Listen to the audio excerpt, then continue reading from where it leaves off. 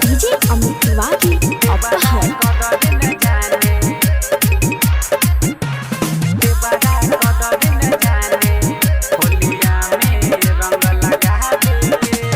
Angika recording studio Rupauli Purnia Bihar.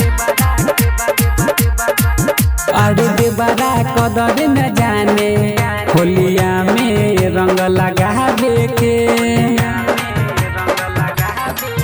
अरे देवरा कदर न जाने होलिया में रंग लगावे के।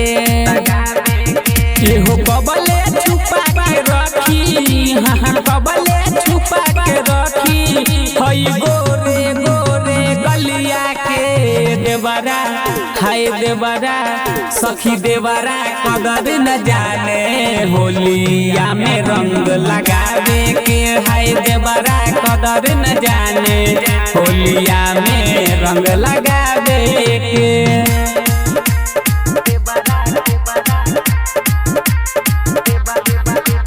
डीजे अमित तिवारी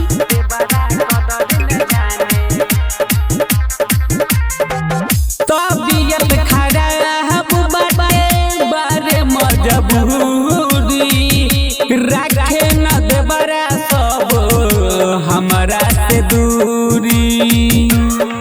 हम भाभी कही के बोलावे हमारा के पटियावे।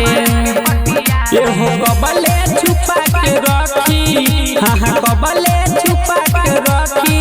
हई गोरे गोर बदनिया के देवरा, हाय देवरा एहो देवरा कदर न जाने होलिया में रंग लगावे के। सखी देवरा कदर न जाने होलिया में रंग लगावे के।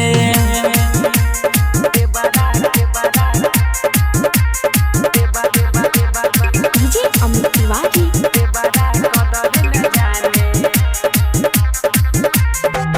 पर प्रेमी देवरा बारे खराब हो।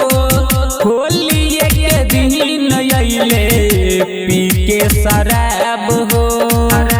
मन छटपट करेला नहीं उ बात मानेला।